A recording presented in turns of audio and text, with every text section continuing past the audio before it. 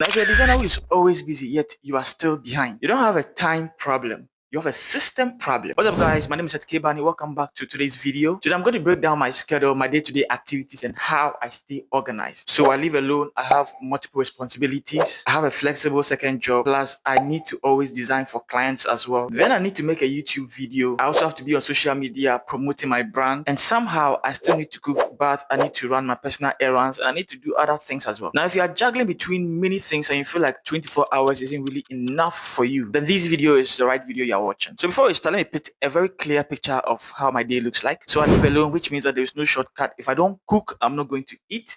I also need to tidy up my room because if I don't do that, the whole place is going to be very clumsy and I need to stay organized. I need to make sure my workspace looks interesting, nice and appealing and clutter free. I run my own errands. I manage my own schedule and still I need to show up professionally each and every single day. On top of that, I have a second job which runs from 3 p.m. to around 10 p.m. in the evening. And because it's flexible, I can actually even send my laptop there and even work for clients over there as well. And I can choose to go there or not to go there depending on how the situation is. But here is the problem. Most of the time, graphic designers don't notice this until the burnout actually hits them. Flexible time feels free, but without structure, it slowly takes over your time. And then finally, there's also client work. Like I said, I also have to work for clients. Normally, I dedicate 2 hours for a work from the briefing stage all the way to delivering the artwork or the project to the client. Normally takes 2 hours. And maybe I might make a different video for that if you really want me to go into detail how I do that. And so I need a good state of mind for that. And if my time is not really planned well, it becomes difficult for me to actually stay creative. So for me, scheduling is not even optional. It's more like survival. And I'm going to be breaking this step into 4, how I manage my time and how I schedule my day. And step number 1 is always start with the non-negotiables. And this is where most designers actually go wrong. They try to schedule all sorts of things except the things that their life is built around. And I'm talking about the things that you have to do, whether you are happy or you're not happy, whether you feel lazy or not, whether you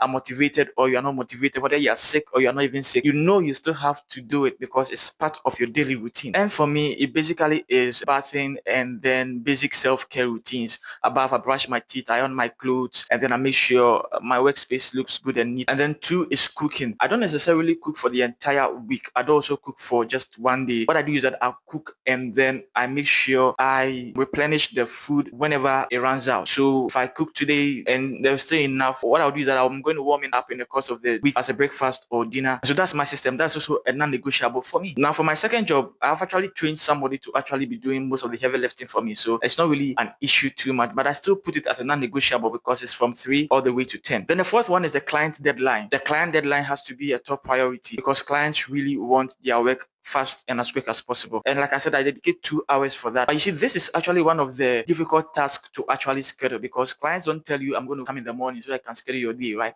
They come in the course of the day. So you don't know when they're actually going to DM you and say, I want you to work for me. So most of the time, what I do is once a client contacts me, I look at my schedule and book the next available 2 hours I think I could use to work for the client. I call the client, move from the briefing stage all the way to delivering, getting the project done for the client. 2 hours maximum. But here is what I don't do. I don't schedule vibes. Vibes don't go to your non-negotiables. I don't schedule meetups. I don't schedule having fun. I don't schedule all those kind of stuff because I feel like I could live without them, even though it's a nice way to blow up steam. But list your non-negotiables first, things that you feel like runs your life. And step 2, this actually changes everything. For me, I do not work with to-do lists. What I do is that I block time. You need to block time. And what do I mean by that? You have people write 1, 2, 3, 4, and then they take once one is done, 2, they take once they are done with 2, they take once they are done with 3. I realize it's not really effective for me. I don't really get much results with that. So what I do is that I time block.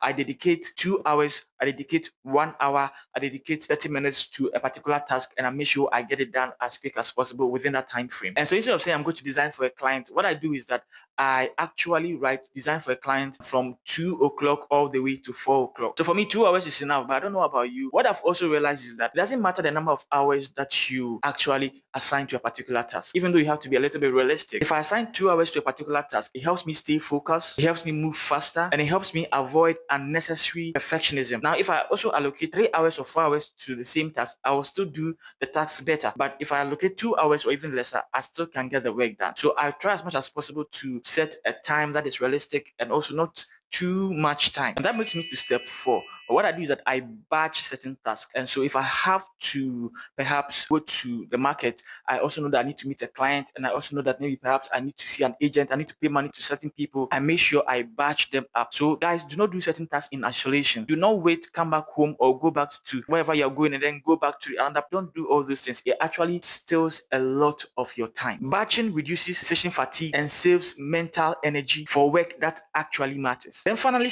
I plan my day ahead of time. What I do is that I plan my day the night before. This is non-negotiable every night. Nothing fancy. And I ask myself a few questions. What absolutely must be done today? What can wait? Where do I need the most energy? And waking up without a good plan is actually a waste of time, to be honest with you. Now, let me tell you something real quick, because I believe this is something you should know about. Being organized doesn't mean that you have to be perfect, because you're a human, you are not a robot, and you don't need to be following your schedule at all costs. It's about having a system. It's about being intentional. Some days will feel messy, some plans will fail, but systems give you something to fall back on when motivation is gone. So what I do is I simply pick my phone, then I go to calendar, and I prefer to use Google Calendar, and then I start adding tasks. That's all it takes. And once I begin a task, let's say it's designing, and the time allocated is 2 hours, this is what I do. I go to my timer, I set 30 minutes, and then once 30 minutes is over, I set the next 30 minutes. Once that also exceeds, I send the next 30 minutes. So I'm booking the 2 hours into 30 minutes, 30 minutes, 30 minutes chunks. This way, I'm able to mark my progress, and then I'm also able to finish ahead of time. So that's how I schedule my day, and that's how I stay organized while living alone, working multiple jobs, and still managing clients. If you're a graphic designer, a web developer, an app developer, or someone who works within the creative space, and you still don't have a YouTube channel yet, I want you to watch this video. You know, I'm always going to tell you the truth. This is something that you have to watch. And if this video is helpful to you, I want you to hit the bell icon and subscribe to this channel. And I want you to know in the comment section how you manage time, whether you practice any of these that I have said, or you have a different system that you have used. I'll see you in the next one. Peace out.